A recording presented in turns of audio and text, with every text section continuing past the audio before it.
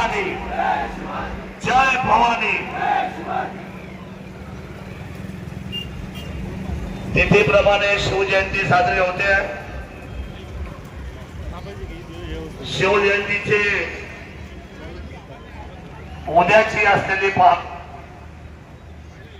आणि महाराष्ट्राच्या तमाम शिवभक्तांच्या हृदयामध्ये छत्रपती शिवरायांचं असलेलं स्थान मला खूप अभिमानाने सांगावं लागेल की महाराष्ट्राच्या मुंबई सहित संयुक्त महाराष्ट्राची ज्यावेळी निर्मिती झाली त्यावेळेला महाराष्ट्राच्या मुख्यमंत्री पदावर आदरणीय यशवंतराव चव्हाण साहेब मुख्यमंत्री झाले आणि 1 मे 1960 ला महाराष्ट्राचं मंत्रिमंडळ सुवर्ण कलश घेऊन आलं। त्या सुवर्ण कलशाची जी माती आणि जे ठिकाण होतं ते छत्रपती शिवरायांचं जन्माचं किल्ले शिवनेरी ठिकाण होतं हे मला आपल्या सर्वांना सांगितलं पाहिजे। ती ही भूमी आहे की या भूमीला महाराष्ट्र शासनाने 19 फेब्रुवारीच्या दिवसाला अख्ख्या जगाला ओळख देण्यासाठी शिवजयंतीची अधोरेखित भूमिका 7 समुद्राच्या पलीकडे नेली आणि 19 फेब्रुवारीला एक शिवजयंती मोठ्या थाटामध्ये साजरी होते आणि तदनंतर आताची ही तिथीप्रमाणची शिवजयंती साजरी होते। आज माझ्यासाठी खूप आनंदाचा दिवस आहे। गेले महिनाभर एक गोष्ट या राज्यामध्ये या महाराष्ट्राच्या कानाकोपऱ्यामध्ये शिव जन्मभूमीमध्ये एक गोष्ट मात्र सातत्याने सर्वांच्या स्क्रीनवर होती। अनेकांनी अनुमान लावले आताच्या राजकीय परिस्थितीचे। मी म्हटलं की तुतारी वाजणार आहे पण तुतारी ही वाजणार आहे ती छत्रपती शिवरायांची शिवकालीन तुतारी वाजणार आहे। माझ्या राजाचा सगळ्यात मोठा शिल्प या जगामध्ये जे उभं राहते गोदरे या ठिकाणी त्या शिल्पाची उंची जमिनीपासून 411 फुटाची आहे आणि त्या शिल्प आपल्या सगळ्या कागदावर ते शिल्प होतं। पण माझ्या उजव्या बाजूला जे उद्या साकारणार आहे जे आपलं स्वप्न आहे ते शिल्प गोदरेमध्ये उभं राहणार त्याचं काम चालू झालंय। तिथे कामाची सुरुवात झाली आहे। या शिल्पाला सुद्धा वसई विरार या ठिकाणी आपल्या शिल्पकारांनी कामाला सुरुवात केली। त्याचा एक डेमो त्याचं एक प्रेझेंटेशन इथं आलंय। हे शिल्प जवळजवळ 11 फुटाचं आहे आताचं आणि हे आपल्या सर्वांच्या समोर हे शिल्प आता आपण दाखवणार आहोत।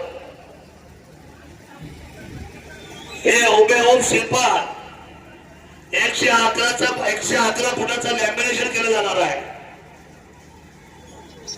या शिल्पामध्ये 1 किलो सोनं, 1 किलो चांदी, तांबा, पित्तळ आणि ब्रास अशा पंचधातूचा 1000 वर्ष टिकणारा शिल्प छत्रपती शिवरायांचं उभं राहत आहे। मी आपल्याला आश्वासित केलं होतं सर्वांना 1 वर्षाच्या वरती आम्ही जाणार नाही। किंमत मोठी आहे, स्वप्न मोठं आहे पण ती किंमत आमच्या छत्रपती शिवरायांच्या कामापुढे नथिंग आहे, नगण्य आहे। त्याचा फार काय आम्हाला विशेष वाटत नाही। मी आजपर्यंत आपल्याला सांगतो की हे 25 एकरचं क्षेत्र घेतलं गोदरे अजून जनतेतून 1 रुपयाची आपण मागणी केली नाही। कोणी सांगावं की आम्ही 1 रुपया मागायला कुणाच्या आजपर्यंत घरापर्यंत आलो, दर्जापर्यंत आलो, दुकानापर्यंत आलो परंतु आता हे शिल्प उभं राहत आहे। 25 एकर जमीन घेतली ती नावावर झाली सुवर्ण किंबहुना अश्वरोड पुतळ्याच्या निमित्ताने आपण पाहिले। पण युद्धाला निघालेले छत्रपती शिवराय नजर स्वराज्याची आहे आणि हात मात्र तलवारीच्या असलेल्या वज्र मुठीवर आहे। ते छत्रपती शिवराय भारतामध्ये सर्वांना पाहायला मिळणार आहे।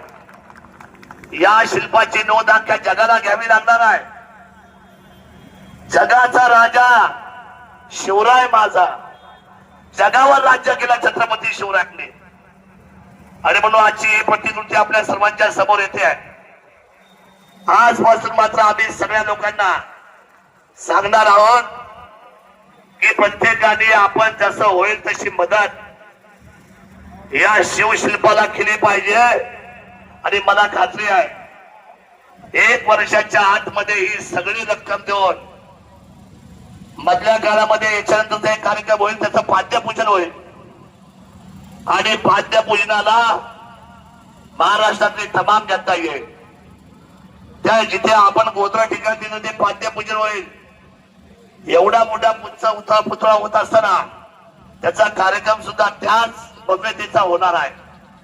आणि त्यानंतर पाद्यपूजनानंतर आपण डायरेक्ट लोकार्पण करणार आहोत. 1 वर्षामध्ये छत्रपती शिवराय सगळ्यांच्या समोर आल्यानंतर तातडीने दुसरं काम आपण जे हातामध्ये घेणार आहोत. माझ्या जुन्नर, आंबेगाव आणि अकोला आणि संगमनेरच्या या सगळ्या पारनेरच्या परिसरातल्या सगळ्या लोकांना जर एखाद्याला हार्ट अटॅक आला तर त्याला पुणे आणि मुंबई शिवाय पर्याय नाही.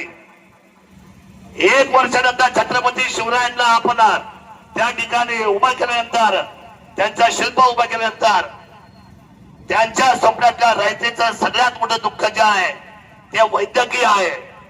आणि मी आपल्याला सांगतो, जेवढे काही मोठे हार्टचे ऑपरेशन असतील, ब्रेनचे ऑपरेशन असेल, किडनी ट्रान्सप्लांट असेल, ही सगळी मोठी असलेली ऑपरेशन मुंबई पुण्याला न होता इथे जे हॉस्पिटल आपण तयार करतोय त्यामध्ये आपल्याला मात्र सेवा द्यायचं काम छत्रपती शिवरायांच्या या भूमीतून उभं राहणार आहे. 4-5 जागा पाहिल्यात आपण. 1 वर्षानंतर हे काम पूर्ण झाल्यानंतर पहिल्यांदा हॉस्पिटलची उभारणी होईल. हॉस्पिटल सुद्धा ट्रस्टच्या माध्यमातून होईल.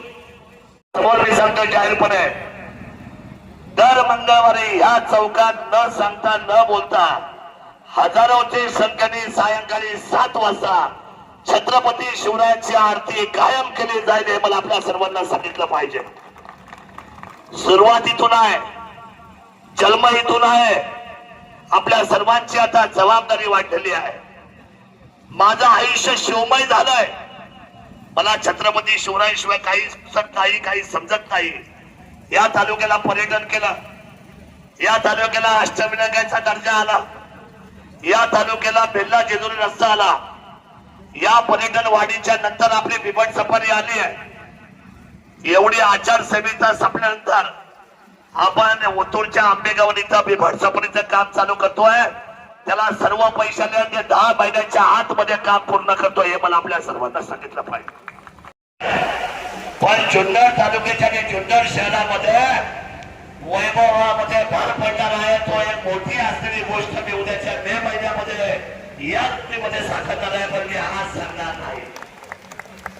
मे महिन्याची वाट पाहावी लागेल. आज काय मार्च येणे होत जाऊ द्या. आपला शेतमा आहे एप्रिल फुलं होत जाऊ द्या. नंतर आहे मेच्या अखेरने मेच्या संदेश होती.